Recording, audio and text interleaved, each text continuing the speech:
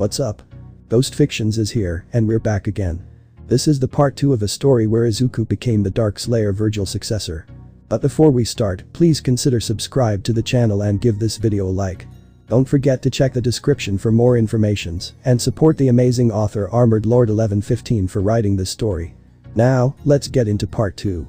Chapter 3. Labyrinth. This is unexpected. Shouldn't dungeons normally be guarded given its high mortality? I didn't expect the people here would be this laid back, said Izuku as he saw the adventurers laughing and the receptionist greeting them with a cheerful smile. Izuku currently stood at a height of 183 centimeters. He is considered to be quite muscular for his age, which makes him even more handsome as he looks more mature for his age. He has a short mess of fluffy dark green hair which sticks up at odd angles around his head, casting noticeably dark shadows onto itself, but as of recently his front hair started to turn white. His eyes look extremely sharp given his training in the Yagashi dojo, with his eyes having the same green color as his hair, but recently his right eye turned blue. He has a set of 4 symmetrical freckles in diamond formations, one on each cheek. He currently wore a white coat over his school uniform. He also added 2 black gloves on his hand. His hero outfit wasn't really that impressive, but Izuku didn't care much. He also had a knight sword which doesn't suit his fighting style, but the concept of katana didn't exist here. Adventurers normally come here to hone their skills. The first few floors tend to have very strong monsters, some just turn it into a competition to see how many monsters they could kill and how many floors they can clear, said Meld while Izuku turned towards the knight commander. I'm assuming this wasn't your first trip here at the Orcus dungeon? Izuku rhetorically asked as he looked at the knight commander while Meld grinned and nodded his head. Orcus dungeon is a very good place to have battle training scenarios by fighting against monsters. It helps us come up with plans on how to defeat certain types of monsters and what to avoid. Those are all important things to know if we want to reduce the mortality on the battlefield, said Meld while Izuku nodded his head. I see. Since demons started to use monsters in the war, the Orcus Labyrinth is an entire battle simulation where you guys analyze all the monsters in there while coming up with plans on taking them down if possible, Izuku deduced, which made Meld pat Izuku on the back. 1. You're pretty smart, kid, said Meld with a smile. He had already gotten to know Izuku for the past 2 weeks and he really got along quite well with Izuku. I just think that violence isn't the answer for everything. Being prepared is half the battle. I'm the type who likes to prepare plans and contingency plans, you never know what could happen, said Izuku, giving his honest opinion, which Meld was impressed with and nodded his head in agreement. I just wish the others are half as prepared as you, said Meld with a small tired sigh. He could see that the other kids aren't taking this seriously. You can blame this on Kauki, he's the stubborn type, and unfortunately many in our class follow him blindly and end up unable to keep up with him. I doubt he will ever acknowledge it even if it's staring back at him, said Izuku while Meld closed his eyes. Meld-san, we've all regrouped. Kauki came butting in their conversation, unaware that he was being rude, but Izuku just rolled his eyes and walked away. Kauki could be seen standing in front of the other students, as well as a few Highlight Kingdom knights. They were merely there for support and to ensure that the heroes of humanity would come out alive, even if it meant throwing their own lives instead. Shizuku waved at Izuku with a smile of her own. She had felt somewhat better after having talked with him the previous day, but she was feeling a sense of foreboding, but she had tried to not think negatively. Aoki watched as Shizuku sneakily went close to Izuku, and that made him frown as he clicked his tongue a little, but he didn't want to be obvious. He still wonders why Shizuku and Kaori like to get close to Izuku and Hajime. They were his childhood friends, so surely they should be standing next to him instead of hanging out with those two. Meld let out a sigh as he looked at the group of students who were wearing their hero uniform that was given to them by the kingdom. It was obvious from first glance that Kauki was gaining preferential treatment if we compare him to the other students. Kauki was wearing divine armor, which happened to be the strongest armor in the Highlight Kingdom. If that wasn't enough, Kauki was also given the Holy Sword Uralt, which is a legendary weapon used by various heroes in the past. Compared to the other students who didn't wear any form of armor, or even if they wore one, it was only slightly above average. Izuku could already guess that the kingdom could care less about their lives. As long as Kauki was still alive and well, then humanity can still be saved. Listen up. Everyone helps each other in the labyrinth. No matter what, got it? Asked Meld loudly to convey how serious he is about this. Meld didn't want to imagine that one of those bright kids would be willing to hurt each other, but his own instinct told him that this whole training would end disastrously. Still, he was under strict order to prepare them for the upcoming war. Killing the monsters in the dungeon would give them a good combat experience and get used to fighting monsters instead of just fighting humans, because the war is against demons and monsters. Being a summoned hero has its perk as you naturally gain cheat abilities that many of the residents of Tortus would wish to possess, especially combat-type jobs. Given the rarity of combat-type jobs, it had become apparent that many of the adventurers struggled against the monsters that lurked in the dungeon, but for the hero group, the monsters weren't much of a threat. Aoki swung his holy sword Uralt as he had cleaved a monster in half, while Shizuku used her Yugashi sword style to deal with the opposing monsters that came to challenge her, but she was uncomfortable. It was obvious that the Yugashi sword style is an II sword style, and the Knight sword was not really suited for her. Izuku was in a similar situation as he unsheathed his sword before he teleported in front of two monsters and had beheaded them so fast that his hand blurred. Eri, Suzu and Kaori were positioned at the back as they chanted in unison for a magic spell before launching it at once at the monsters, which caused it to be pulverized when facing the combined magic spell of the three girls. "Alright. Good job there, kids," Meld said as he rubbed the back of his head, already expecting such a good performance from the hero group as he walked towards the defeated monster and stuck his hand inside it. "I guess the small fries on the first floor are too weak for the hero party. But this is a practice run, so whatever," said Meld as he pulled from the monster a demon stone and showed it to the others. "Thing is, don't forget that you have to collect the demon stones inside their bodies. This is sort of overkill," said Meld as he glanced this time at the magic party. "Especially the magic party. That magic attack was great and all, but using it depletes so much of your mana," said Meld with a sigh as Kaori, Suzu and Eri looked shocked. "And so I'd like you to keep going and taking shifts fighting in the front line. From the way you fight, I assume you'll be able to reach the 20th floor today. And someday maybe you'll be able to break the record and go beyond the 65th floor." Meld explained the strategy and what they should be aiming for. Afterwards, the hero group continued trekking through the dungeon as one by one the students took turns to fight, as Meld wanted each of the students to be able to fight, regardless of whether their job is suited or not. "Next. Midoriya Izuku," shouted Meld as Izuku stepped forward and launched at great speed, using his teleportation skill to shorten the distance between him and the monster. Taking the II stance of the dark sword style, Izuku sent barrages of slashes so fast that very few had seen it as the monster was reduced into pieces right before their eyes. Izuku then pulled the demon stone, which was unharmed as Izuku used his precision to avoid destroying it. "Excellent job," said Meld with a grin. Izuku was one of the few among the students who were skilled in the sword arts, so he was naturally impressed, especially with his precision in avoiding bringing harm to the stone and the cutting speed. Many of the students were in awe, with many voicing their amazement at Izuku's skills. Apparently, Izuku's standing among his classmates had increased given his feat so far, and because he was one of the strongest in the class beside Kaki and Shizuku herself. Very few of the students, such as Kaki and Hiyama, were gritting their teeth, albeit the latter was more obvious, while Kaki masked his jealousy, knowing that Izuku's sword skill was superior to his own. It was obvious that while many had changed their attitude towards Izuku, as many had better things to do with their life than to constantly hate on a person who did nothing to them, others still viewed Izuku as the quirkless loser who got lucky with a good job. "Nice, you've improved," said Shizuku with a smile as she praised Izuku, much to the increasing jealousy of Kaki, whose face darkened. "Thanks.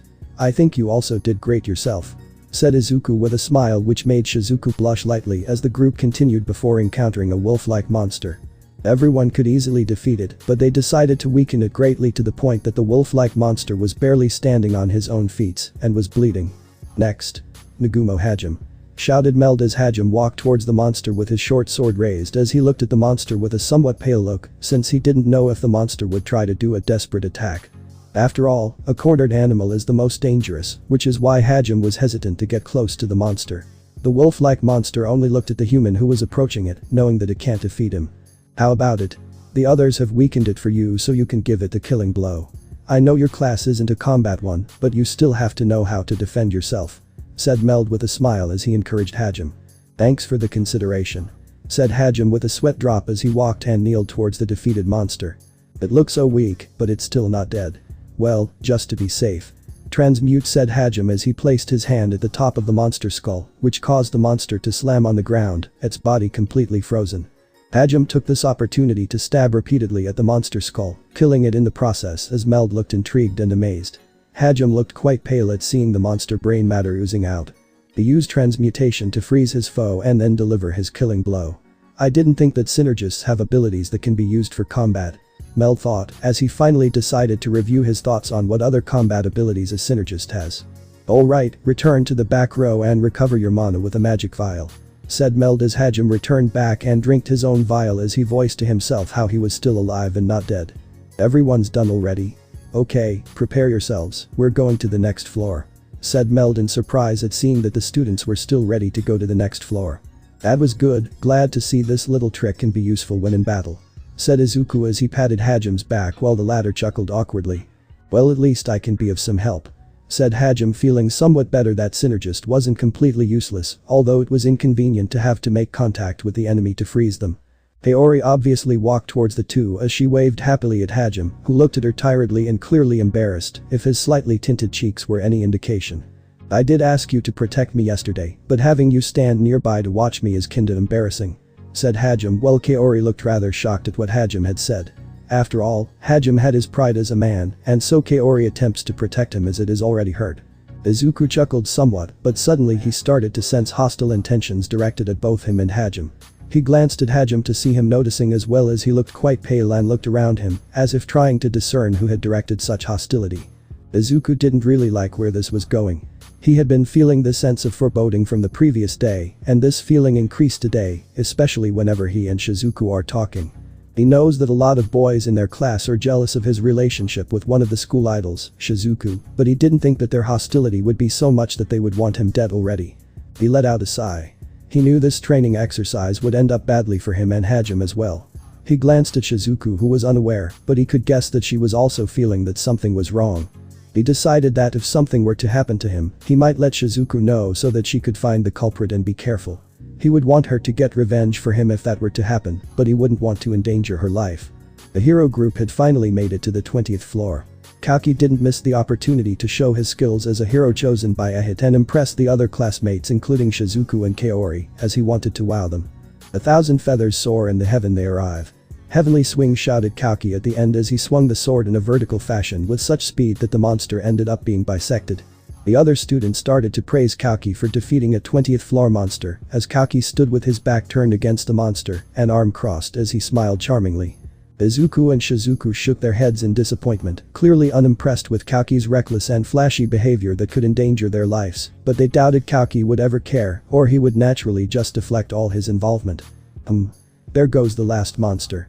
Now it's Kaki's attempt for cool speech was interrupted when a fist descended on the top of his head, courtesy of Meld, who looked at him angrily. Sure, that was so cool, Mr. Flashy. But did you take into account that a skill too strong could cause the labyrinth to cave in? Asked Meld, clearly angry while Kaki muttered a low apology.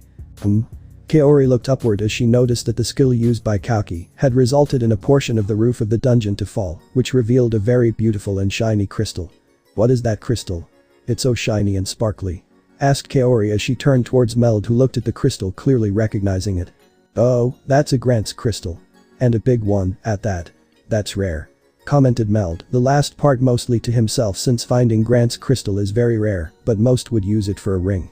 It doesn't have any special properties, but it shines beautifully, so it's pretty popular among nobles. Explained Meld as Kaori looked in awe. It is beautiful. Kaori muttered to herself softly as she looked mesmerized by the crystal beauty and was mostly thinking of herself and Hajime.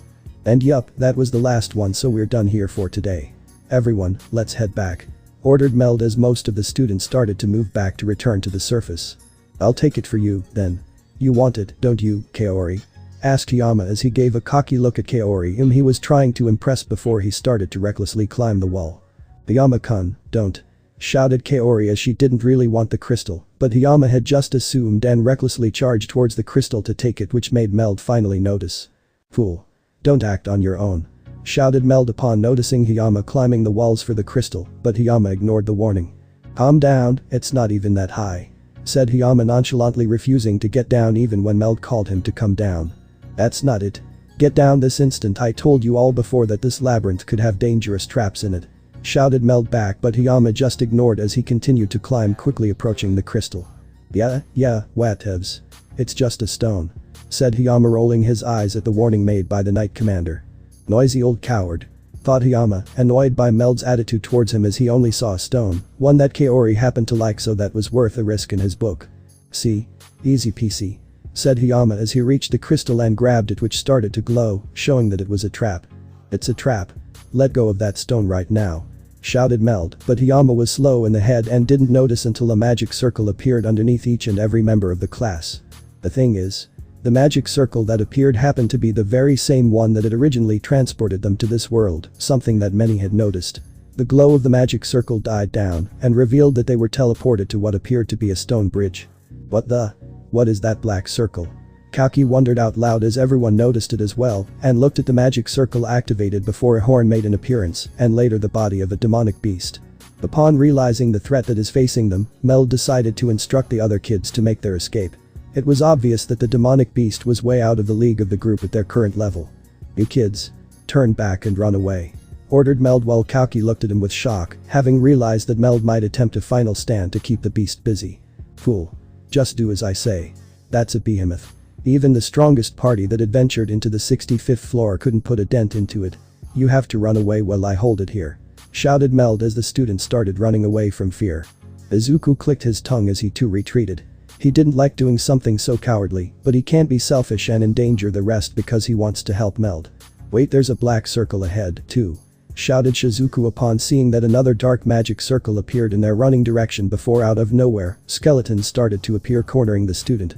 The knights upon seeing the panicked students had started to slash away at the skeletons to show that they were not much of a threat, especially to the students who are summoned heroes, as such they naturally possess powers far superior to them. "Calm down, everyone. They're just soldiers from the 38th floor. We can defeat them if we put our strength together," shouted one of the knights as he continued to slash away at the soldiers. "Fight. The commander is still protecting our rear," shouted the second knight as he slashed through another one of the soldiers. Hearing those encouraging words from the soldiers, the students who were summoned to the world of Tortus had their own courage renewed as they all started to attack the soldiers. "Everyone, keep calm and enter battle formations. Support the knights and we'll break through," Shizuku shouted the instructions to the students. "She's reliable as always. Without her, this party would have fallen a long time ago," thought Izuku, admitting that Kaki's stupidity and recklessness would have been their death a very long time ago if he was left unchecked. "Speaking about that bastard Kaki, where is he?" thought Izuku as he slashed through the soldiers, but yet didn't find that bastard, and he had a gut feeling what the bastard was doing. Just like Izuku had predicted, Kaki Amanagawa ignored the orders they received and instead sent a slash attack at the behemoth. He didn't know if that hero bastard was doing this only for the glory or was his title as a hero had gotten in his head. "No way. Heavenly Swing didn't even flinch it. How can we even defeat it?" asked Kaki as he still stayed on guard, but that angered Meld who had told them to retreat. "What are you doing? Run away," shouted Meld as he tried to pull back the reckless Kaki away and now started to understand what Izuku had meant back then. "I can't let you fight it alone, Meld-san," shouted Kaki passionately as he tried to argue with the knight commander who was not the least bit amused. "This is no situation to think about someone else.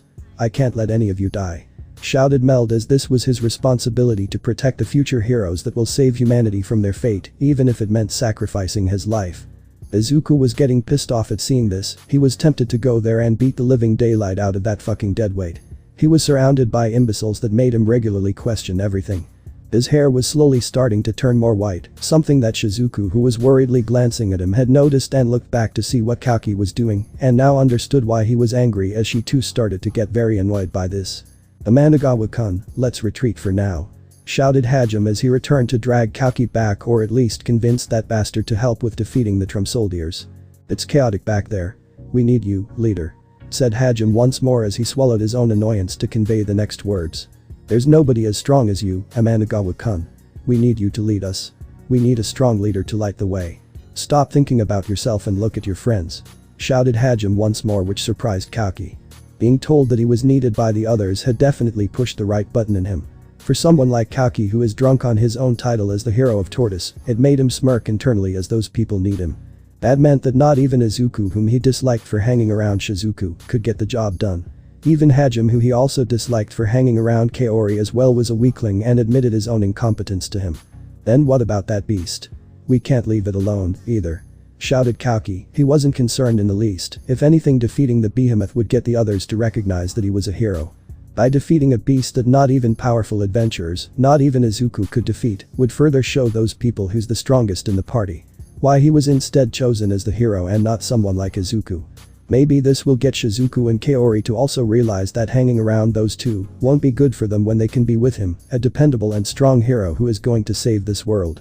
He will be the hero, and they will be his own heroine as they will go together to save the world, but as long as they hang around those two, his ideal dream of saving this world will be incomplete. After all, a hero always needs a heroine.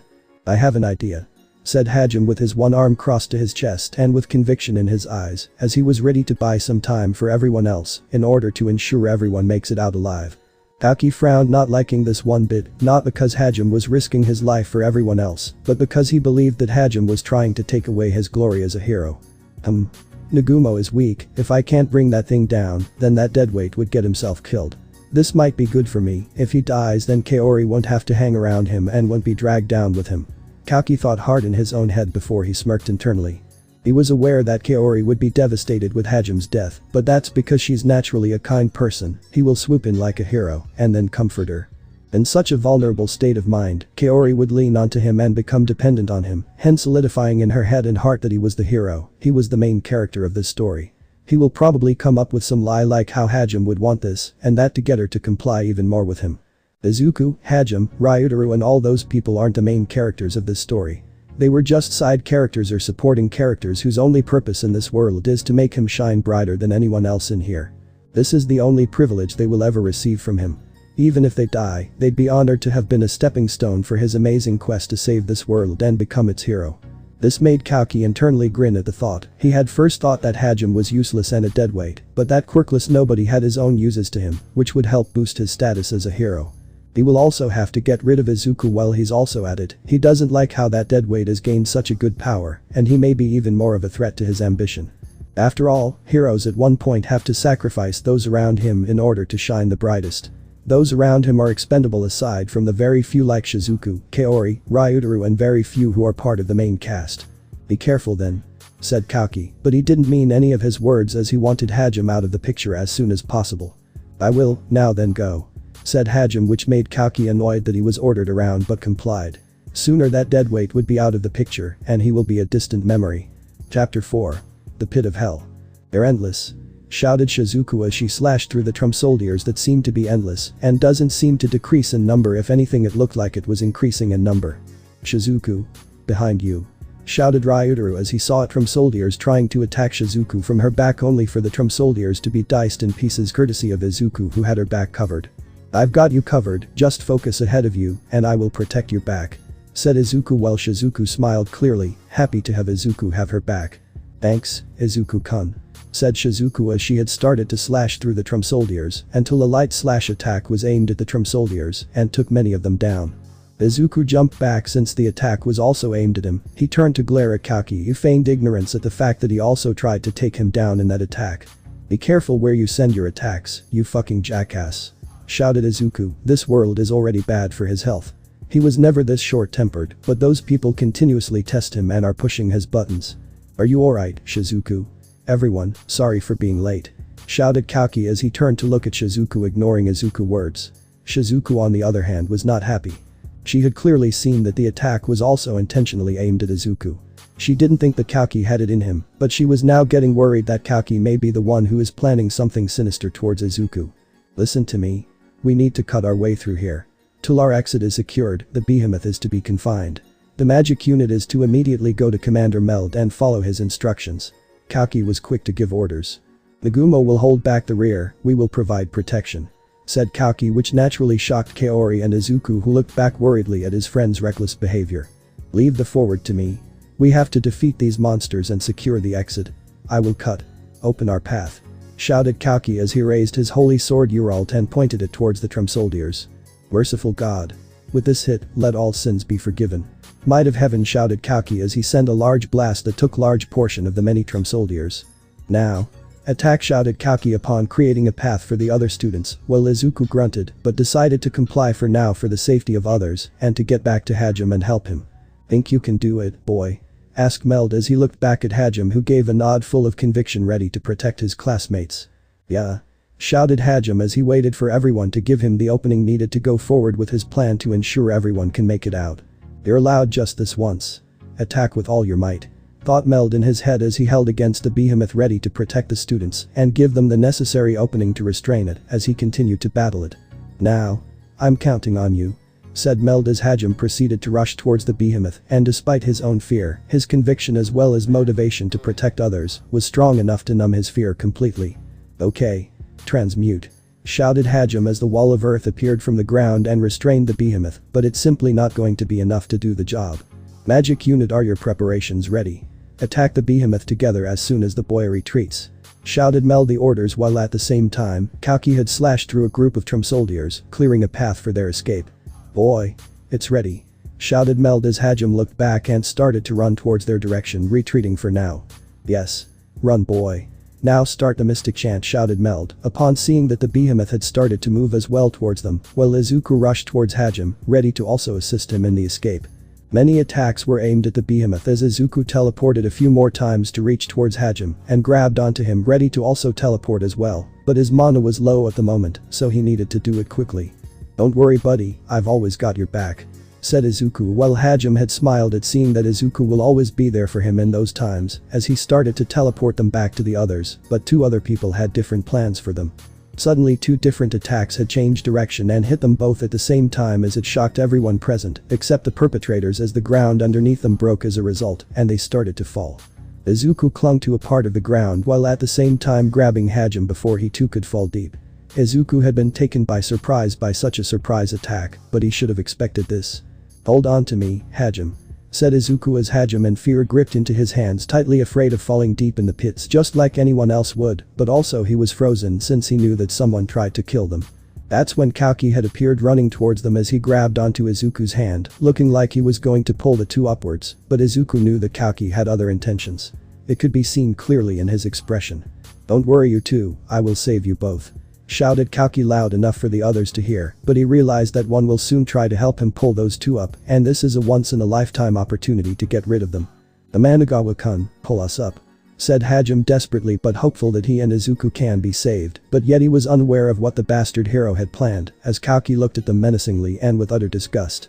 Good riddance, I hope you two quirkless trash die down there, said Kauki in a whisper tone, but enough for the two to hear them as he intentionally pushed them down, essentially letting them fall to the pits. Kauki then proceeded to dislocate his own shoulder intentionally from the ground to avoid suspicion. He then proceeded to fake surprise as he had dramatically shouted for their names for extra dramatic effect. Hajime was in shock as he had fallen along with Izuku down. Izuku on the other hand was shocked, but at the same time he had realized that this was going to happen one day and instead gave Kauki the middle finger.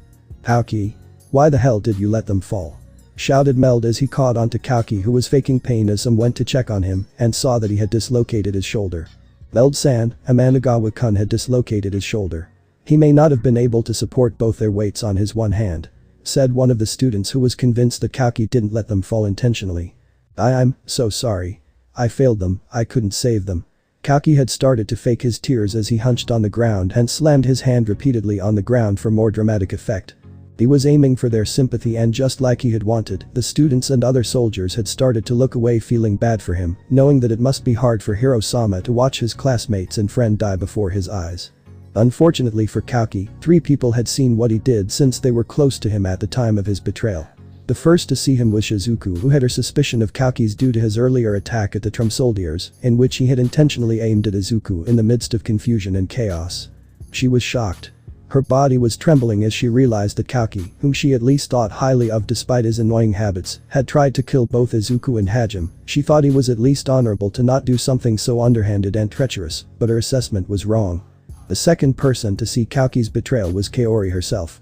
She had seen the attack that was aimed at the two, not only that she saw Kauki dislocate his own shoulder intentionally, after all, she was this group healer, so Kaori knew full well the difference between intentional injury and unintentional injury. Kaori was frozen in shock. Unlike Shizuku, the thought that she had failed Hajime back there when she had promised to protect him, the fact that her own friend would do something so heinous and despicable, took a lot of toll on her mind, and she let out a scream that took everyone off guard. Kaori!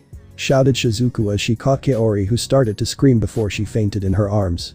Kauki stood up ready to head towards her along with Hiyama. Shirasaki, are you okay? Shouted Kauki in obvious concern, while Hiyama also voiced his worry, but as they approached they were met by the killing intent from Shizuku. Not one step closer or I will cut you down. Shouted Shizuku threateningly. She was angry. If it wasn't for her training, she'd have also collapsed, but her anger was the most dominant emotion in her at the moment. What are you saying all of a sudden, Yugashi-san? "We're just worried for Shirasaki-sen's health," said Hayama, but his intention was very clear to Shizuku and anyone who knew him enough. "That's correct. We need to get her back to a healer in the kingdom before her condition worsens. We can't lose any more comrade. I can't lose any more of my comrades," shouted Kauki passionately, even though he was annoyed by Hayama's existence but decided to tolerate him for now. Everyone believed him except Shizuku and Meld. Yes, Meld had seen what Kauki had done and had also connected the dots and realized that Hayama had also been in league with Kauki's traitorous act. He was in shock. He thought that Kauki had his faults, but he believed that the boy had a good heart on his shoulder and that a few exercises in the dungeon would mature him and make him into a responsible and capable leader. How did it come to this? Meld thought clearly in pain as he knew that Kauki and by extension Hayama would escape responsibility and would go scot-free because the kingdom needs them. Hajime woke up half submerged in the water, but it was too dark where he was in as he had realized that the water was reaching his navel, but not enough to drown him. "Where am I? I'm alive. Was I saved?" asked Hajime to himself as he tried to recount what happened after he fell from the bridge halfway through and threw up the water he swallowed. He easily remembered how Kauki had betrayed them. Not only that, he had remembered how Izuku had instead switched position with him to take the full brunt of the fall. With his average stats, if he had fallen hard on the ground, he would have actually died. Even at times like this, Izuku always had his back. He felt very ashamed of this as he started to look around him and saw Izuku lying next to him unconscious. He stood up from the water as he looked back at Izuku as he checked on his pulse. He at least knew something so basic and could already tell that he was breathing, which made him sigh in relief, knowing that he's alive, albeit he was unconscious, which is normal. He's alive, that's good. I don't think I will be able to live with myself knowing that I was responsible for my best friend's death, said Hajime to himself as he started to pull Izuku out of the water. Izuku had risked his life for him, a dead weight. He can't let his only ally in this world die because of his weakness. They will both survive together. They will both come out alive.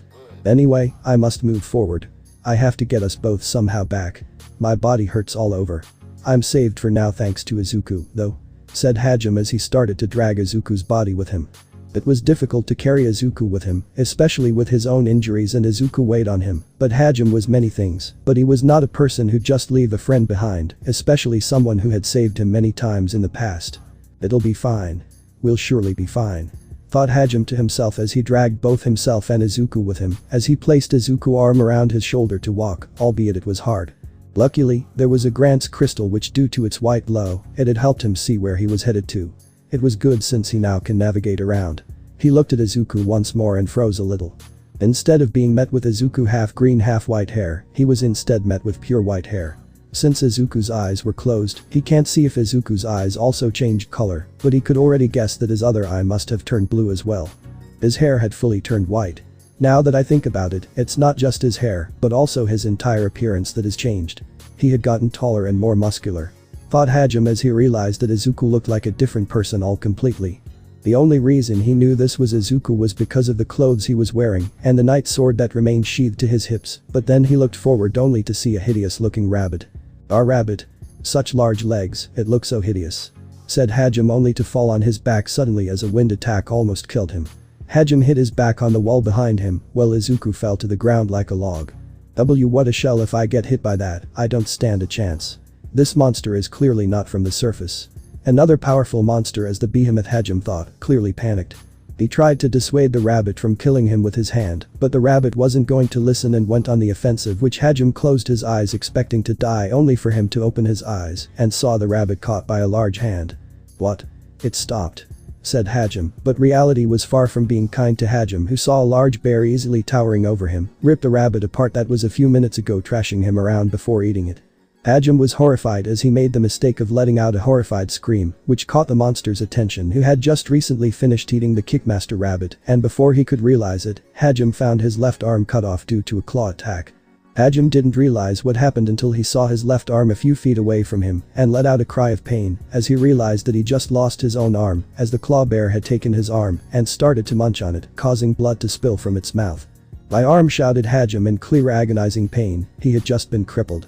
His mind was trying to register that he was in such a difficult situation, and without Izuku awake, he will die, or rather they both will die. He turned around and used his transmute ability to open a hole in the wall.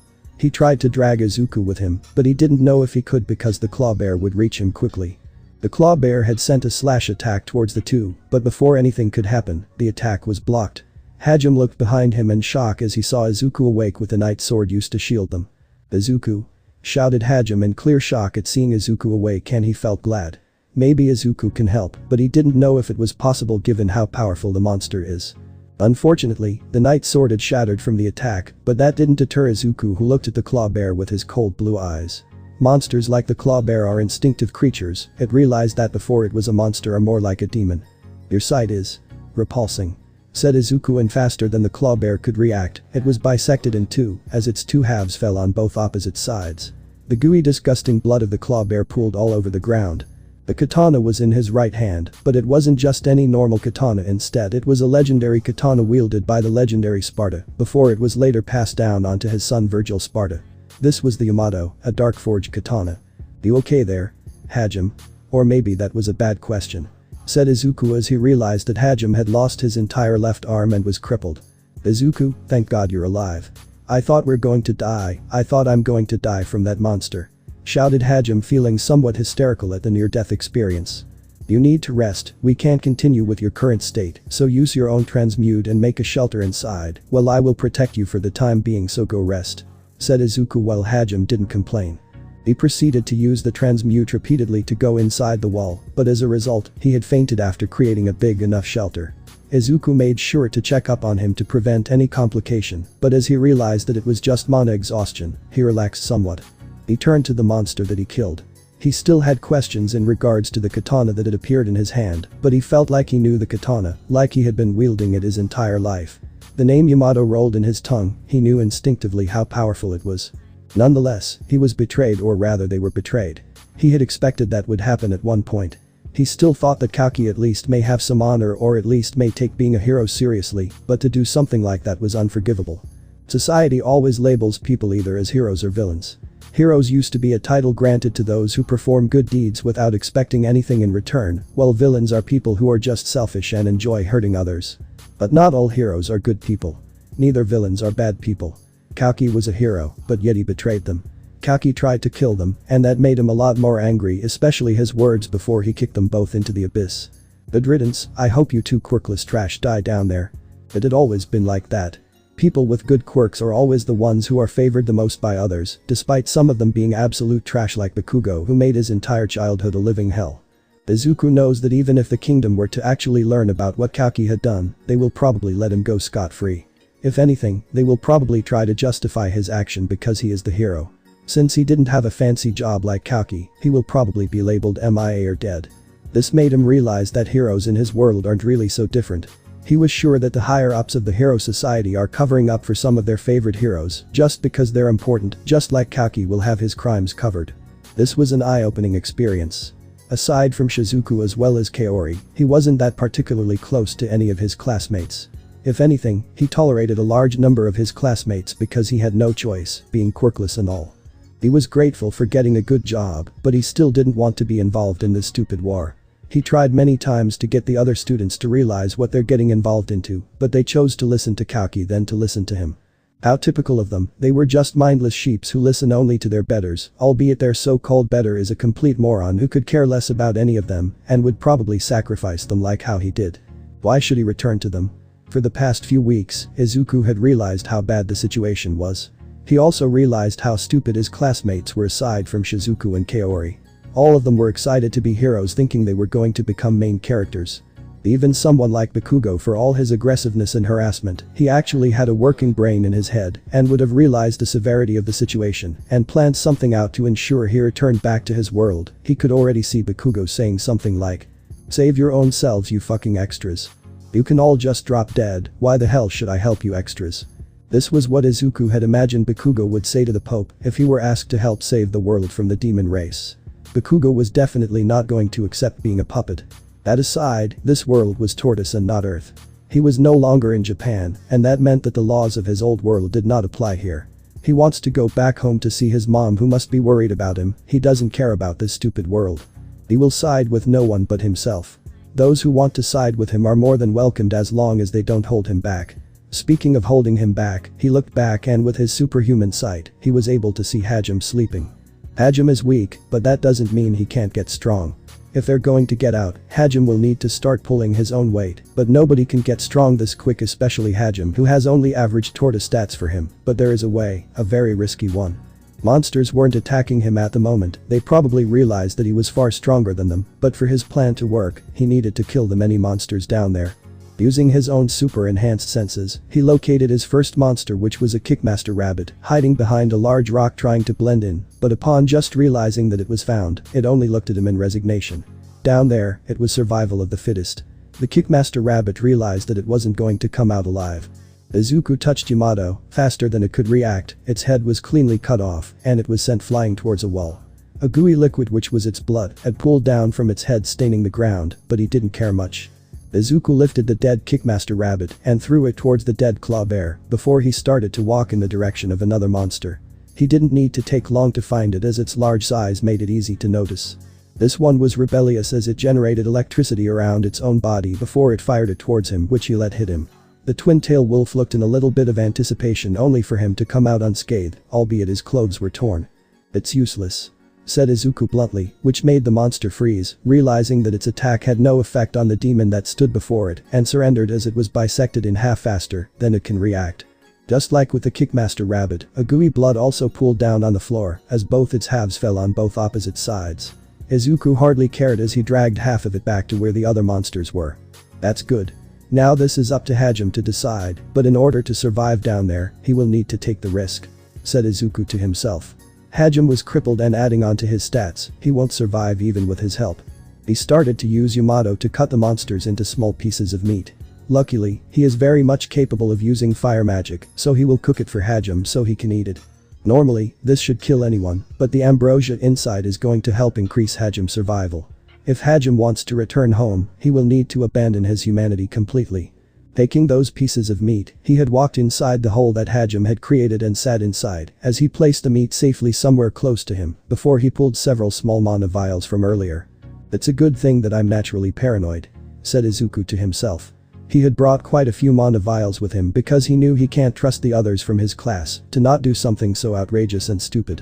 He drank one of the vials, emptying it all completely before he pulled another one and proceeded to force Hajime to drink it while sleeping. To ensure that Hajime had actually ingested the content of vials, he moved Hajime's head backwards, which forced Hajime to drink in his sleep as he heard the gulping noises. "Good. That should help him to recover his own mana quickly," said Izuku to himself as he sat back, leaning on the wall of the cave that Hajime had created just a few minutes ago. He had 2 empty vials as he looked at the liquid that was hitting Hajime's mouth. It was the ambrosia, as he went and started to refill the vials with ambrosia instead. Maybe 1 vial of ambrosia may not be enough, so he prepared a second one in case Hajime needed a second one for the procedure. It should be enough to ensure that his plans for Hajime work, but for now, he will have to wait until he wakes up. Status. Name. Izuku Sparda. Age. 16. Sex. Male. Level. Job. Dark Slayer. What the hell? My last name has changed and my stats can't be measured. I need to know who the hell is that Sparda guy, said Izuku to himself, but he had an idea. It may have something to do with his new katana. He had a lot of questions, but at the same time, he felt like he was going to get them very soon. Chapter 5. Despair. Hajime had woken up. The phantom pain of having lost his left arm was a reminder that he was stuck deep in the pits of hell. If it weren't for Izuku, he would have once again been turned into another food for the large claw bear. "It hurts." Hajime moaned in pain as he gripped onto his shoulder where his missing arm is located. He had realized that he was healed somewhat due to the effect of the ambrosia that was trickling down from the ceiling. "Why did this happen to me?" said Hajime as he laid on the ground, wanting to die at this very moment, but at the same time he didn't want to die. Izuku had walked inside and saw Hajime awake, and he could already guess what was going inside his head. He can't have Hajime give up yet on life. He'd be a failure for a friend if he did. "Are you going to just die like this? What about your parents, have they even crossed your mind?" asked Izuku, making his appearance towards Hajime, who rolled toward Izuku. "Izuku? You're here," said Hajime weakly as he heard the words made by Izuku and realized that he was right. He didn't even once think about his own parents. "Are you going to allow those 2 bastards, Kaki as well as Hiyama, to get away with what they've done? Because I'm not going to let them have their way. So tell me, are you strong or are you weak?" asked Izuku as he sat in front of Hajime. "I for one believe you're stronger than this, so don't give up, not for me, but for your parents who are waiting for you back home. Screw them. Screw those people of Tortus. I'm going back home, are you with me?" asked Izuku as he reminded Hajime of who was waiting for him back home. "You're right. I want to go home," shouted Hajime, being reminded of who was waiting for him. He didn't care about his classmates, nor about his promise to make Shirasaki happy. He wanted to return back home. He would kill anyone who tried to get in the way of his ambition to return back home. Even if they're humans, demons, monsters, or even Ehit himself, he will kill them all if they were to stand in his way. Standing up, Hajime looked weary and tired. He was already feeling hungry before he looked at Izuku, already thinking that Izuku had plans. Izuku had always been a very reliable friend who had everything planned beforehand, including contingency plans. Currently, we're on the first floor in the lower levels of the Orcus Labyrinth. Right now, your current strength won't be enough to have you survive the harshness of his place, but I have a solution for you, but that depends if you're willing to make the sacrifice needed," said Izuku while Hajime listened. "You're right. I'm weak and pathetic. I've always relied on you and I've put you in a lot of trouble because of that. If I can become strong, I will give anything to no longer be a burden," said Hajime with conviction. "But to hear. Right now, I've gone around and killed a few monsters on the first floor. There are 3 types of monster, the Kickmaster Rabbit, Claw Bear and Twin-Tailed Wolf," said Izuku as he pulled the 3 different meats. Hajime already had an idea where this was going and gulped, but he had already made his resolve to get back home. As he waited for Izuku to finish what he was saying. "Now then, normally eating monster meat is very dangerous and lethal. Your chance of survival is very low, but luckily for you, there is an ambrosia on the wall of this cave," said Izuku as Hajime looked surprised as he realized that this was an ambrosia which he had read about in the library. "So you want me to eat the monster meat and drink the ambrosia which would get me to survive?" asked Hajime, guessing Izuku's intention, who had nodded his head. "While you were sleeping, I've taken the liberty of giving you a mana vial to help you regenerate your own mana that you had lost. I've refilled the 2 vials with ambrosia which they're here," said Izuku as he pulled the 2 vials with the liquid inside of it. Hajime took the 2 vials. He then looked at 3 pieces of meat. He was hungry and he wanted to survive. So he opened the vial before, like an animal, he munched on the piece of meat aggressively and started to gulp it down his throat, followed by pouring the entire content of the ambrosia. It was disgusting, and it smelled bad was what Hajime had thought in his own head, but he continued to eat like it was his very last meal. Hajime continued to swallow it down his own throat without digesting it in his mouth because he couldn't bear the taste.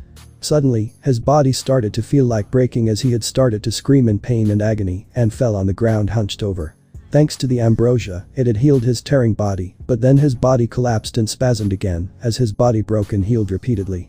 Hajime then let out a loud monster-like scream, which had scared some of the monsters that still remained on the first floor of the bottom of the abyss. Izuku was rightfully worried, but he had to have faith in Hajime to make it out alive, so he sat down. Hajime's hair turned white and his eyes became blood red. If it weren't for the red eyes, Hajime could actually pass off as Izuku's brother at this point. Hajime then looked at his arm which was releasing dark red lines. What is this power? Hajime asked himself as he found the dark red lines that reminded him of one of the demons in the first floor of the abyss. "Eat the other 2 meats," ordered Izuku while Hajime grunted but listened nonetheless as he ate the rest of the other meat with his vial of ambrosia on his right hand in case he needed it.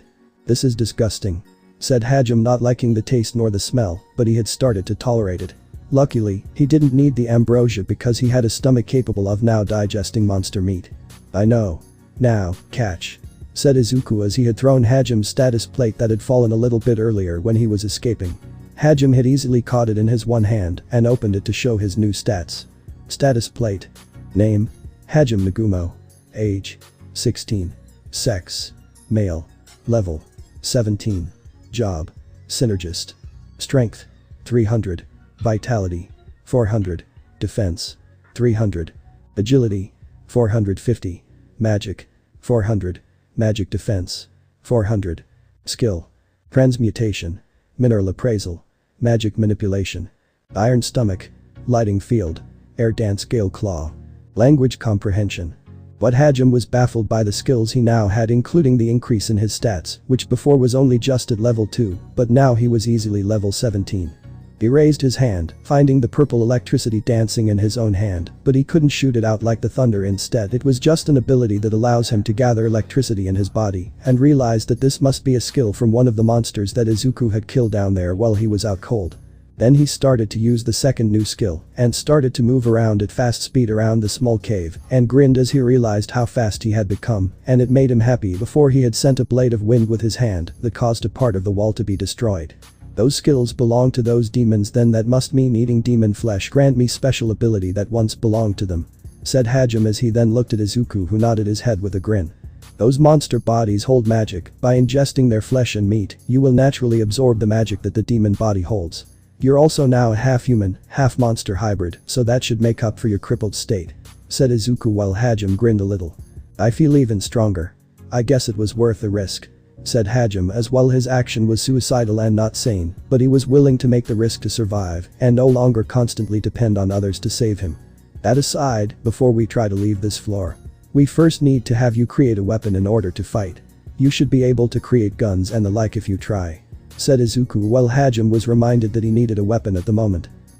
"You're kinda right," said Harem with a grin as he went around and started to appraise the minerals that he could find around, and before long Harem was already focused on starting to create a weapon for him in order to fight. Izuku was patient, and so he sat down watching him work while Yamato was placed on his lap, ready to be drawn at any moment to cut the enemy down at any moment notice, although the monsters in this floor had recognized him as the king. Harem had wanted to ask about the katana, but he decided to ask later once they're safe and sound. Harem had to admit that staring at the katana made his blood shiver. It's as if he subconsciously knew what the sword was, the dark energy coming from it made him shiver slightly. Nonetheless, Harem's focus returned to some of the stones that he had found around. Creating complicated weapons like guns were difficult, but Harem was patient as he stayed through the whole thing for a very long time. Given the darkness of the first floor of the abyss, it was hard to keep up with how much time had passed. Hours may have passed, or maybe even an entire day may have already passed, but the two best friends hardly cared about the passage of time as they were in no rush.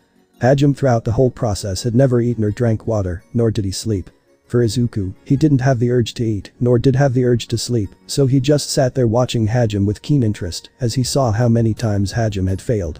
Izuku just sat there almost like a statue. He had nothing better to do with his time, as the monster down there was too weak for his taste, and Harem will need something to practice on, so he had to leave some monsters for Harem to play with. Harem failed thousands of times, but each failure had allowed Harem to be able to increase his synergist skill.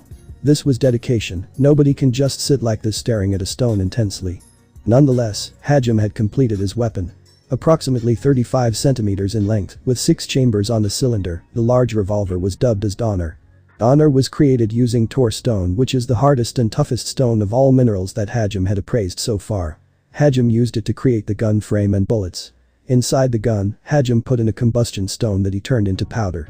Bang. The techno-magical revolver that is powered by the skill lighting field shot a bullet with a power akin to that of a small railgun, which had caused the head of a Kickmaster rabbit to explode with gore and brain matter oozing out of its head. "Nice. Seems you found some use for the lighting field," said Izuku as he let out a small whistle, definitely liking the gun that Harem had created with his synergist class. "I should be able to kill any monster down there no matter who they are," said Harem with a grin on his face, while Izuku nodded his own head as Harem's current skill is good. "That's good. It seems that having you eat the monster meat was worth the risk. You should be able to level up depending on the amount of new monster meat you can digest," said Izuku as he saw Harem eat the meat of the rabbit he killed. "It seems you're right. I'm not leveling up from eating those monsters since I ate them before. Still, I have some business here," said Harem with an evil grin and a glint in his eyes, while Izuku looked amused. Izuku may have killed the claw bear that had attacked him and cut off his left arm, but that doesn't mean he can't take it out on the other claw bear that is still down there. Izuku stood at the corner not revealing himself as he watched as Harem was face to face with the claw bear. The demon stared down at the little human that had come to challenge it with a grin on his face, but it realized that it had no chance of winning. "You may not be the one who took my arm, but your buddy did, and I have a grudge to settle against your entire species," said Harem loudly with a grin on his face, clearly not afraid of the monster that once intimidated him and forced him to retreat. Bang. Its arm was blown off its shoulder. Harem was petty enough to take away its left arm first, as a way to get revenge for his own arm that was eaten away by its brethren. Claw Bear fell to its knees as it looked in obvious fear at Harem, knowing that it was going to die. "Now we're even. And now you die," said Harem as he pointed the revolver at its head, and before long another bang echoed through the abyss as its head exploded releasing gore and brain matter. "Did you finally manage to get it out of your system?" asked Izuku while Harem looked at the dead monster and nodded his own head, finally feeling like he could move on. "Yes. I think we should continue," said Harem while Izuku smirked as he stood up properly from leaning on the wall as he placed an arm around his friend's shoulder. "We will definitely survive together. Humans, demons, monsters, demi-humans, screw them all," said Izuku with a grin while Hajime smirked as well as he couldn't agree more. This is why we are friends. I guess as they say, great minds think alike. Said Hajime as the two walked together with Izuku removing his hand from Hajime as they walked towards the exit. Speaking of which, do you know any exit? Asked Hajime while Izuku shook his own head since there wasn't an exit but a staircase that would lead to the second floor of the abyss. I don't think there is an actual way out of this place that is the abyss unless we complete the labyrinth first. I found a staircase that would lead us to the second floor. Said Izuku as Hajime let out an annoyed sigh. This sucks but I guess you're right. Said Hajime as Izuku started to lead him to the staircase that would lead to the second floor which he had discovered after he decided to pass time and check the entire floor. Besides, look at the bright side, there will be monsters down there that you can eat and gain their magic. This is a perfect opportunity for you to level up before we return to the surface. Said Izuku while Hajime couldn't help but agree. Then let's take all those monsters on and whatever comes our way, I'll eat them. Said Hajime with determination to survive this harsh place as he had a Grant's crystal illuminate their way. As they made their way down the second floor, Hajime and Izuku were quite cautious. Suddenly, the Grant's crystal had turned to stone being petrified by a monster before it shattering, causing the darkness of the floor to envelop them. Petrification, huh nice one, you little shit.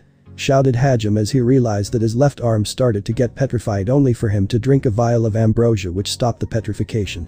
The monster tried to do the same for Izuku, but for some reason it had never worked, which is due to Izuku's skills that allowed such an ability like this to never work against him. Realizing the monster they were dealing with, Hajime decided to stunt it by throwing a flash grenade that he had created, which caused a bright light to shine through the floor, causing the basilisk to get blinded by the light. Done. Got one. Said Hajime as he pointed Donner at the basilisk and shot it twice, which caused a hole to appear in both its head and navel killing it. Monster flesh, raw materials, minerals. We've gathered some useful loot from this area.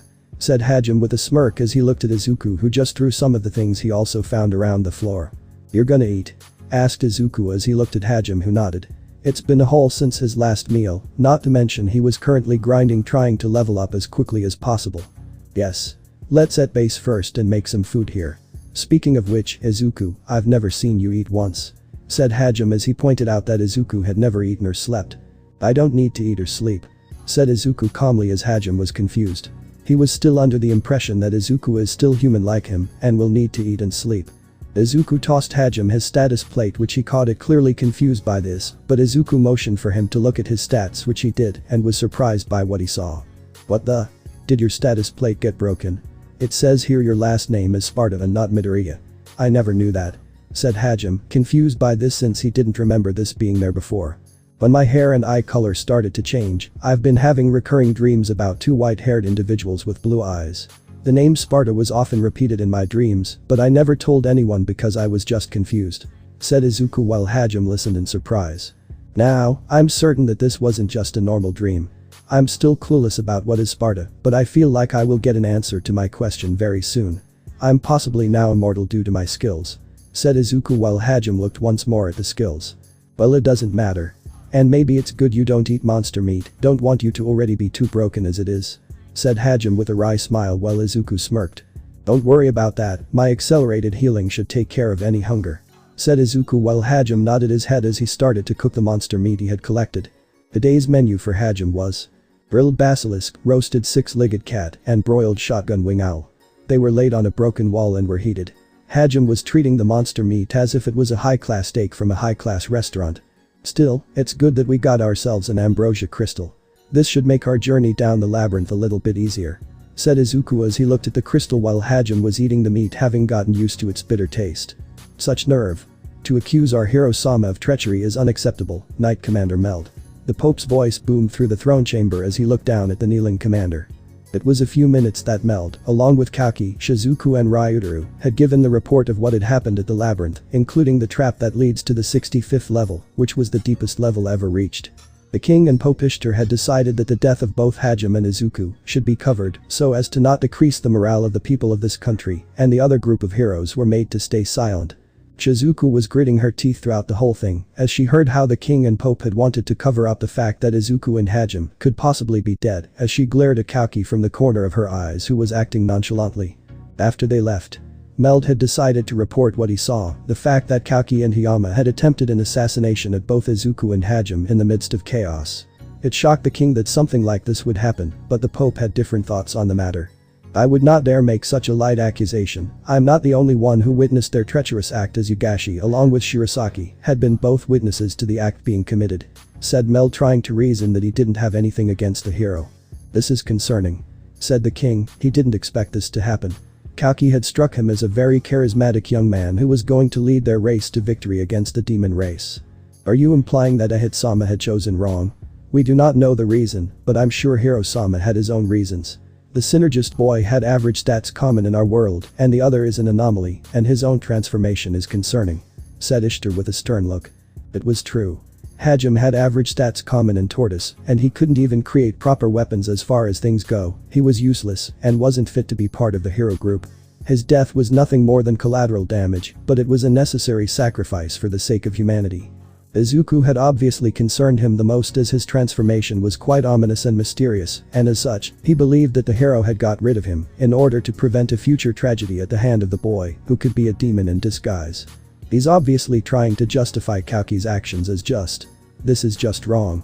He doesn't even know their names, thought Meld, gritting his teeth as he held in his own frustration and decided to try and reason with them using logic. "I'm concerned that Hiro-sama may attempt to do the same with the other heroes if they were to get in his way," spoke Meld once again as he took a few calming breaths. "Hope Ishtar-sama, you promised them their safe return to their own homeworld in exchange that they would help fight the demons in the war. Despite having been ripped out of their home world, they still agreed to fight," said Meld, challenging the Pope, who glared at the Knight Commander. "Deaths are a natural part of the wars. Naturally, Hiro-sama's strength will be needed to win this war. As long as Hiro-sama is pleased, then sacrifices are necessary for the greater good of humanity," said Pope coldly, which surprised Meld and even the king to some degree. "What about the morals of the other heroes? The possible death of Midoriya as well as Nagumo may greatly affect the hero group. They're still children who, despite their status bestowed upon them by Ahitsama, they are still greatly traumatized from the loss of their comrade," Meld insisted once more, while also emphasizing on their names. "Knight Commander Meld, you're once more overstepping your position. You do not question Hiro-sama judgment, which is tantamount to questioning Lord Ahit judgment. This is a crime punishable by death and could get you labeled as heretic," the Pope threatened Meld outright. Meld was taken off guard. Pope Ishtar hardly even cared about the morals of the other heroes because he could count on his puppet Kalki to do it for him. After all, those people follow him like a sheep, and with a few words, they will be fighting again and die on the battlefield for them. Even if they were to back away from the war. As long as Kalki was fighting on the battlefield, then that's good enough. The others were just extra packages. The summon was intended to bring Kalki, but his classmates were dragged along with him. "You will continue to train them like you always did. Unfortunately, we cannot punish Hiro-sama as we desperately need his strength for the upcoming war. It was unfortunate, but those two heroes' sacrifices won't be forgotten. I will make sure to record their names so that our people do not forget about them," said the king with a somewhat kind tone. The king did not agree with the Pope's way of thinking, but what can they do? It's not like they can just punish the hero. If that were to happen, people will lose trust in the heroes, and the demon will definitely exploit this for their own advantage. The other students must not learn about what happened. They need to still believe in the hero, since only he can lead them in the next war. This could also be what they needed to balance the war, so they wouldn't be decimated one-sidedly in the war. I understand," said Meld in resignation. He hated this more than anything, but he can't do anything. At the end of the day, he was weak. If he was strong like the heroes, those kids wouldn't be in this war. Those kids wouldn't have to lose their life because of their incompetence. Not only that, he now realized how evil the Pope is.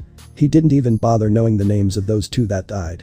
He was quickly losing his faith in the church and Ahit overall. "Fine then. You want to place your faith on that man-child, then go ahead, but once that comes biting you back, then you have nobody else to blame but yourselves," thought Meld as he left the throne chamber. The king was under the assumption that Kalki was the one who was leading the hero group. Well, it was true that Kalki is officially considered as the group leader, but the real leaders of the group were actually none other than Izuku Midoriya and Shizuku Yugashi. The two had always made sure that Kalki recklessness doesn't hurt others. They were the ones keeping a tight leash on the man-child. Izuku was right, Kalki only thought about himself, but never once did he think about others, nor did he look behind him to see how much his other companions are struggling to keep up with his pace. Now that Izuku is possibly dead, and with Shizuku witnessing what Kalki had committed to her crush, it was obvious that the hero group is going to slowly crumble and self-destruct. The group dynamics will no longer be the same anymore, and Meld expects that more body counts will be added. "Hajime, Izuku, I hope you two survive, and please don't come back here. Pave your own paths, discover the truth of this world. Meld thought as deep in his heart, he knew those two will survive. Those two were warriors. Honorable warriors who will not die that easily. Meld had a lot of faith in those two to make it out alive from that hell. He hopes that they will not come back here, this place does not value them enough. Chapter 6. The Meeting. Shizuku sat silently in Kaori's large room as she looked at her friend who was sleeping peacefully. The image of her friend screaming in despair upon seeing her crush possibly killed in front of her, adding on to the fact that she had just seen Kauki betrayal, may have taken a massive toll on her. Shizuku was also shaken up. She can't remember how many times she had cried herself to sleep in her own room. She can't remember how many times she had rushed to Izuku's bedroom hoping to see him there, but was reminded that he was possibly dead and all because of Kauki treachery. She didn't know how to feel, or rather she didn't understand the feeling boiling deep in her heart. Hatred, she was feeling intense hatred for Kauki. A person whom she formerly used to respect even with his habits, she thought he was at the very least a good-natured person. She was under the impression that he was just a person taking his love for heroes to the extreme. She thought that with such extremity, that Kauki would do everything in his power to embody the qualities of a hero, but Kauki hero syndrome was twisted. Shizuku always knew that Kauki had a habit of interpreting everything to his own convenience, but she didn't think he'd butcher everything that a hero is supposed to stand for. In the quest to defeat the Demon King, a hero will have to struggle and face the greatest challenge of having to lose comrades. Their noble sacrifice pushes the hero to grow and mature in order to defeat the evil Demon King and avenge them. This must be what Kauki had thought, but with him interpreting everything to his own convenience, Kauki had twisted this to fit his goals. To Kauki, the two didn't die because of his action, rather they sacrificed their life for his sake in order for him to defeat the demon race and save Tortus. She hated Kauki. Hate was just too tame to describe how much she despised him at the moment. She had wanted nothing more than to see Kauki pay for his crimes, but like always, the kingdom had decided to cover up for his crimes, while the other students remained clueless. Their own world laws do not apply to the world of Tortus. It meant that Kauki may repeat this again and again, until their numbers started to thin even more, and they wouldn't punish him because he is naturally the hero-sama, so they would let him do what he wants as long as he is happy. She hated how everyone was blindly supporting that bastard hero delusion. Even her own classmates believed every honeyed word made by him, which infuriated her to no end, and it made her understand why Izuku had often liked to refer to their classmates as sheeps. They were simply incapable of thinking for themselves. They needed Kauki to think for them and teach them to walk on their own feet. This was just plainly ridiculous. Kauki without her and Izuku was useless, he was just nothing more than a glorified hero. Kauki was just an idiot who always got carried away and only knew how to swing around the sword like a fool. He even got carried away and almost got the dungeon to fall on top of their heads and crush them because he wanted to be a show-off, and even Meld had reprimanded him for it. "I'm sorry. I tried everything I could but they didn't care. Stay strong, I'm sure Nagumo or Midoriya are still out there alive. This won't kill them easily," said Meld to Shizuku. These were the words of Meld when he came to her with his head lowered to the ground and apologized to her for being powerless to do anything, but she didn't hold it against him. He may be the knight commander, but he was still a foot soldier, albeit with a special rank. If Meld was excommunicated, the kingdom, or rather that bastard pope, will have a puppet be put in charge of the position of knight commander, which will be even worse, since Kauki will definitely be given even more preferential treatment, while they will be thrown on the shelf to collect dust. Shizuku looked at her sword. She had always been one to mediate between others. She was basically the third party that didn't take sides, nor did she show any favoritism, which is why she had never judged Izuku or Hajime, despite the two being quirkless. There was a real reason as to why she was voted for the position of student council president. She was dependable, strong, beautiful, and she didn't judge nor did she take favorites, which is why many wanted her in that position, and just like always, she keeled over and accepted the responsibility. Overall, she was a model student. She was loved by many, and she doubted anyone hated her, at least she hoped that nobody hated her. All of this was the result of her own strict upbringing. Shizuku liked to think that she was raised to be better. She was just taught to always extend a helping hand while accepting other people's faults. Not only that, due to her family philosophy, she had always treated Kauki as a family, despite his many faults that had left her completely frustrated. Still, Kauki had just committed one of the most heinous crimes you could ever commit. He had betrayed a classmate. Not only that, Izuku was also a student of her family dojo, which if her family learned about this, they'd beat him up for betraying the family creed before excommunicating him from the dojo. As someone who doesn't like to resort to violence, given that she found it to be a barbaric way to solve problems, especially when they can come to a mutual agreement or some form of agreement to solve the issue without needing to shed blood, but now she felt the urge to run her sword through Kauki's throat. Despite trying her best to always take no sides, Shizuku couldn't help but be biased. Izuku was her crush, she loved him because unlike Kaki, Izuku had made efforts to understand her and even easily accepted her own faults and weaknesses. If he did something wrong, Izuku always took responsibility, something Kaki can't seem to learn. He didn't just dump his own personal problems onto her, always expecting her to solve it for him, instead he was someone she felt like she could depend on for anything. That's why she was always very happy to talk to him. To her, Izuku was a person who didn't kiss up to her like many of the students did in her school. He was a person whom she could hold a conversation with about anything, and he would find a way to make it interesting and enjoyable while making it informational. It made going to school every day bearable because she knows that he will be there to listen to her if she needed something to vent or help her, even when she didn't ask for one. But Kaki always had to be a control freak towards her and Kaori, trying to control them like puppets and have them glued to his hips. What if Izuku died? This thought haunted her mind even when she tried to convince herself that Izuku is strong and would not die that easily.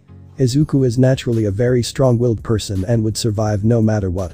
Still, strong will alone is not enough, you need a lot of power, especially when you have to deal with powerful monsters that even their own entire hero group can't defeat on their own, but she had a faint hope that Izuku will survive.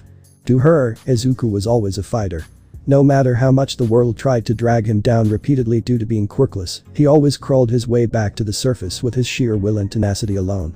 This time, Izuku had a job which meant that he was no longer powerless like in Japan. Shizuku also hoped that Hajime would live.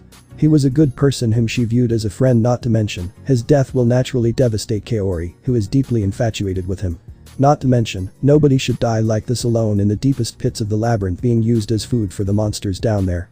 Shizuku's attention shifted to Kaori, who had started to wake up. She couldn't help but tear up a little at seeing her friend okay, but she knew that their own conversation was not going to be good. Kaori. Thank goodness.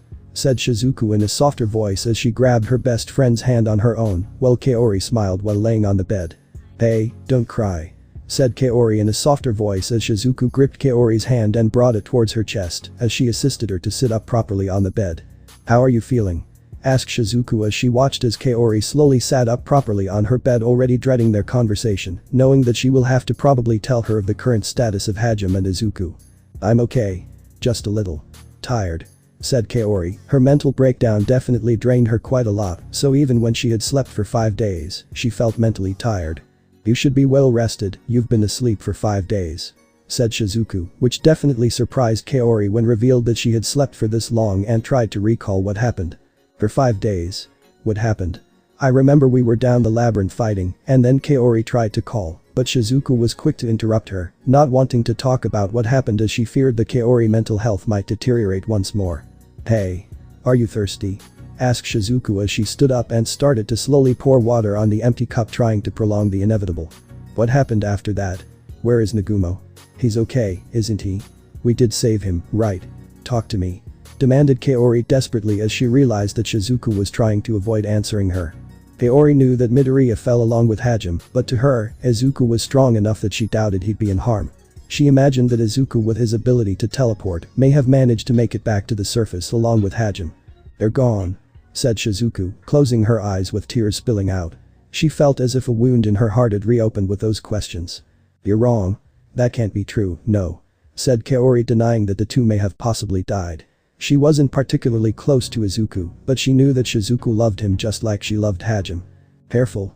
Shouted Shizuku upon realizing that Kaori tried to leave her bed, but Kaori ended up falling on the ground because her body was weak from having slept for 5 days. Stop. I'm fine. I have to go. Said Kaori as she tried to push Shizuku away, who hugged her. Kaori at this point was tearing up. She didn't want to imagine that Hajime, her own crush, would be dead. It's too late. Said Shizuku with tears in her eyes. It was already 5 days, and the kingdom had already labeled the two as dead. Nobody wanted to check down there because they didn't have the manpower to do so. I have to. Nagumo and Midoriya are waiting for us in the labyrinth. Can you imagine how frightened those two must be all alone by themselves? Asked Kaori while Shizuku hugged her tightly as she cried. I'm sorry. The kingdom had already labeled them as dead because it's been 5 days. Said Shizuku while Kaori cried, but then her tears dried up and then her face replaced with anger. This is their fault. Shouted Kaori while Shizuku got worried when seeing the murderous look on Kaori's face. Kaori had clearly remembered Kaki, not to mention Hiyama. Calm down, Kaori. Shizuku tried to soothingly calm her, but Kaori pushed her away. Kaori was furious. She wanted to stand up and make those two pay for what they did. Calm down. How can I calm down when Kaki and Hiyama had betrayed them? He killed Nagumo and also Midoriya. Are you not angry? Are you not even frustrated? Shouted Kaori at Shizuku in an accusing manner. Tap. A red mark was on Kaori's face, who looked surprised as she gazed at the look of anger on Shizuku's face. The accusation didn't bode well with her. To be accused that she possibly didn't care left her very angry at her best friend. Shizuku-chan. Muttered Kaori in surprise. She had known Shizuku for years now, and never once did Shizuku ever get angry like this. She was always the one who discouraged violence. You listen here, Kaori. I won't have you accuse me of not caring. You think you're the only one who's suffering, Do you realize how miserable I felt for the past week while you were sleeping this whole time? Asked Shizuku angrily while Kaori shrieked. I love Midoriya just like you love Nagumo. Do you think that marching down there and killing those two will solve anything?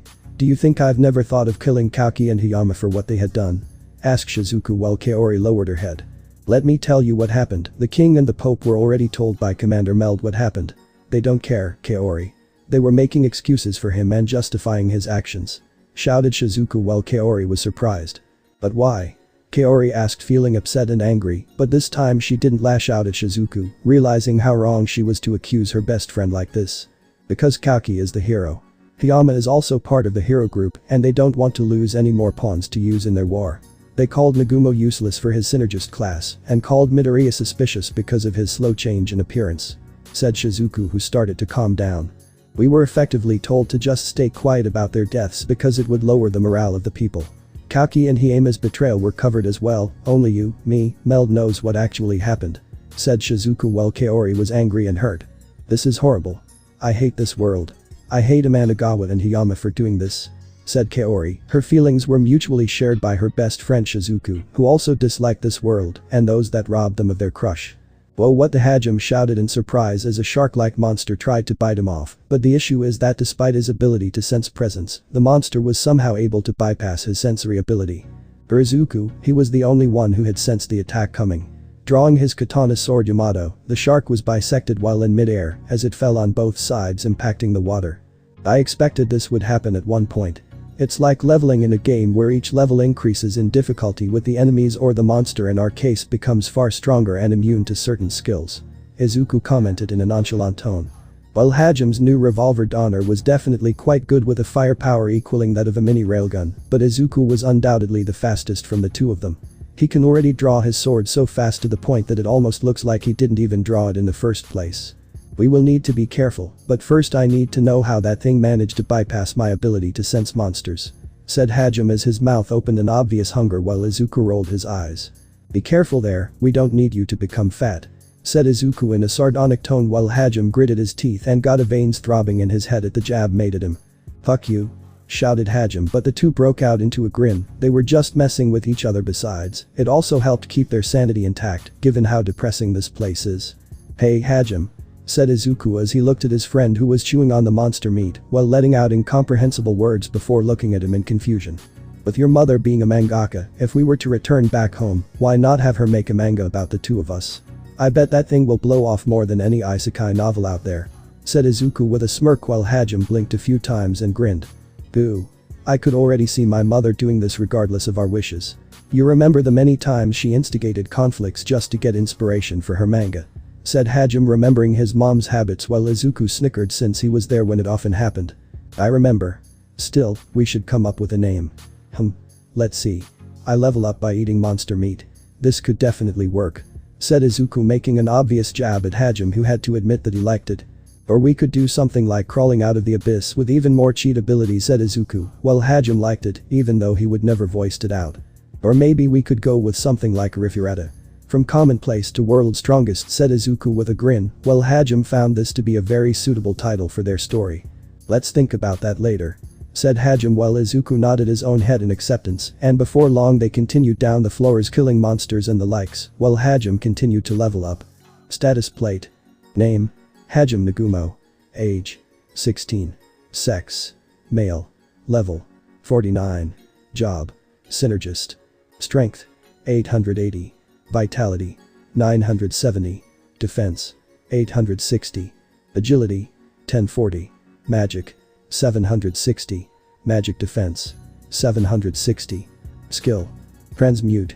plus aura appraisal, plus precision transmutation, plus aura perception, plus aura desynthesis, plus aura synthesis, duplicate transmutation, mana manipulation, iron stomach, lighting field, air dance, plus aerodynamics, plus supersonic step, plus steel legs, ale claw, night vision, far sight, sense presence, detect magic, sense heat, hide presence, poison resistance, paralysis resistance, petrification resistance, diamond skin, intimidate, telepathy, language comprehension.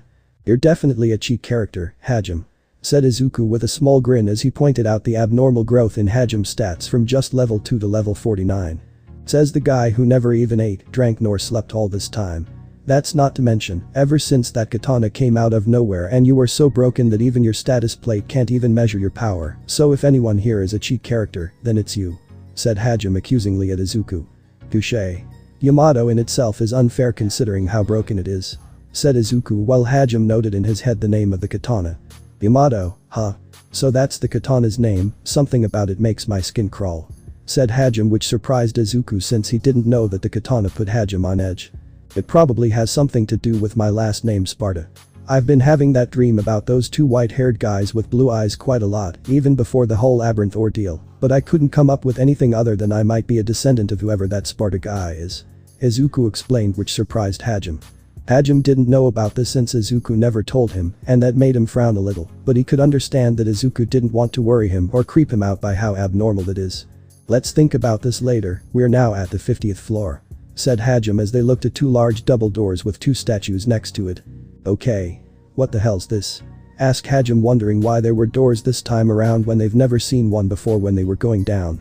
An ominous double door, said Izuku while Hajime got a veins popping on his head at the mocking tone coming from Izuku.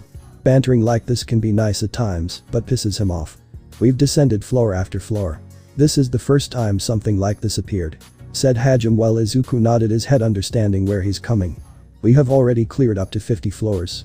This could be the checkpoint, said Izuku while Hajime was inclined to agree as well and was glad that there was a change of pace since it was getting boring.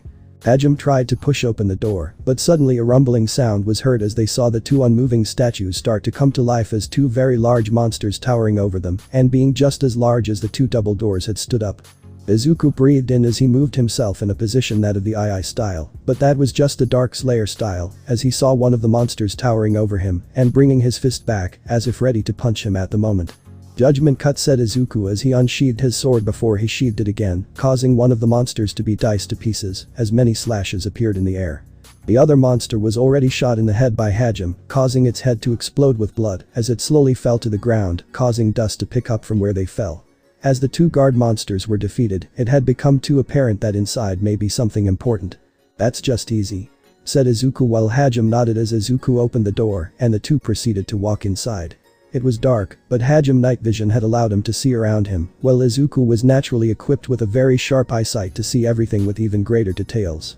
The place looked like the church they were first summoned into. As the two had a somewhat uneasy look, but with their strength and being together, the two doubted they'd ever be threatened. This brings very unpleasant memories. Kind of reminds me of the church that we were summoned into, whispered Izuku, but then looked at the direction in which Hajime was looking and saw a blonde petite girl stuck in a weird artifact thing. Whose? Is someone? Their voice echoed through the room as her figure became clearer for Hajime, while the beautiful voice of the trapped girl had been filled with hope. Please. Her voice was hoarse, having been stuck here for 300 years and was isolated from everyone, which meant that this was her first human contact in a long time. While Hajime was quite easily suspicious given that it was just too weird for someone to be down there, especially when the deepest anyone had ever gotten officially was the 65th level, which was their own group, or rather former group now. For Hajime, this was an obvious trap and turned around to leave, but Izuku had a different opinion. The eyes are commonly known as the window of the soul. For that very reason, Izuku knew this girl or women before him had been betrayed. Sorry. We didn't mean to barge in, we'll get going, said Hajime politely, but at the same time it came off as nonchalant as Hajime was ready to leave. Wait.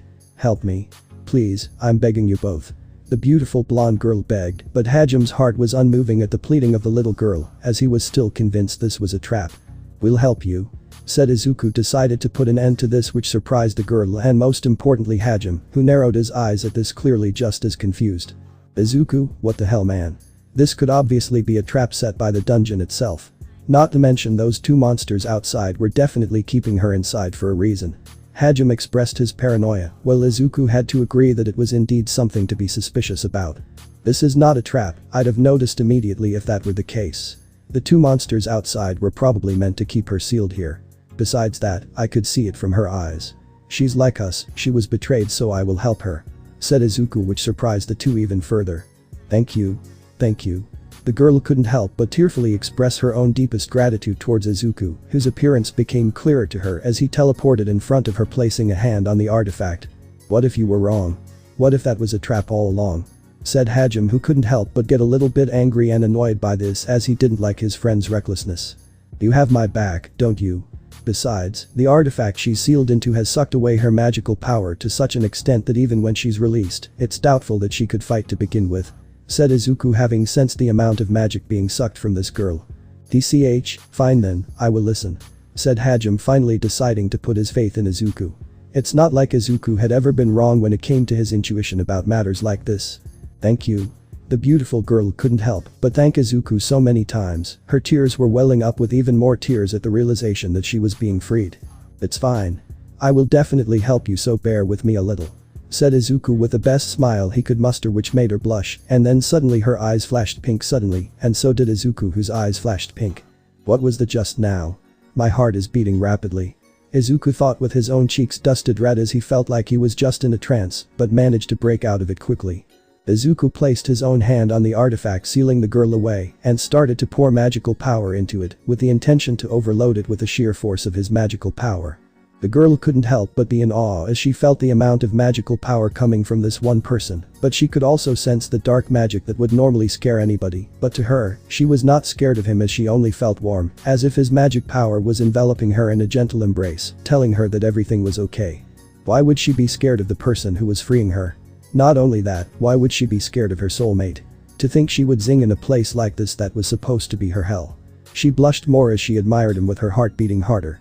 Before long, the artifact had exploded, finally releasing her, but as a result she was going to impact the ground, which Izuku acted quickly and caught her in his arm, albeit he did fall on the ground, but he managed to cushion her fall as he looked at her. You okay? Izuku asked, trying his best not to stare at her naked figure, and trying his best to rein in his blushes ever since he made eye contact with her, and his heart was beating hard. I'm okay. Thank you, said the girl, expressing her gratitude. She was still surprised, her mind was still catching up to the fact that she was finally released from her imprisonment. She looked up to realize that she was in his arm, which made her blush even more, but she didn't push him away, instead she hugged him tightly, feeling the warmth of the person before her. What's your name? Asked the girl, wanting to know his name. She wanted to know the name of her savior, while Izuku scratched the back of his head. Izuku Midoriya. Izuku. What's yours? Asked Izuku, while Harem was ignored and realized this as he made a frowning face but was patient. He was going to let Izuku handle this instead. The situation was way too troublesome for him. Dealing with girls was never Harem's forte, and his own experience with Shirasaki fully cemented that, as his middle school life was a pain in the ass, given that many people were just being an ass to him because Shirasaki was talking to him. That aside, Harem was still paranoid and kept an eye on his surroundings, checking for any traps that could be laying around. Harem still had distrust towards the girl, but Izuku never led him astray and was always right, so he decided to give her the benefit of the doubt. I don't have one. You pick one for me, Izuku, said the girl, which surprised Izuku as well as Harem at the odd request made by the blonde-haired loli. You didn't forget your own name, did you? Asked Harem as he remained a vigilante eye for any traps or surprise attacks, as he glanced at the girl who is older than him and Izuku. No, it's not that. I just don't want it anymore. I'd rather Izuku give me a new one, said the blonde girl, this time looking at Izuku directly. She wanted a name from him specifically. Izuku hummed thoughtfully before he looked at her beautiful blonde hair, as he gently grabbed it, admiring it, and that made the girl happy when she realized that her hair attracted him. You. Where I come from, you actually means the moon. Your golden hair reminds me of the moon, but if you don't like it, I have quite a few good names for you if you'd like, said Izuku with a smile which made her blush more. You. Thank you. I really like the name, I will cherish it, said the now named Yu with a blush on both her cheeks. She was clearly happy with the name she was given. Now then. I think you should cover up first using this, said Izuku as he removed the white coat that he was wearing. It was too big for her, but it was the best he could give her. You realized that she was naked and her face flushed red as she gripped on the white coat and wore the coat, albeit it was dangling underneath her, so she wrapped it in such a way that it wouldn't hinder her. That's it guys. Thanks for watching and supporting us. See you in the next part.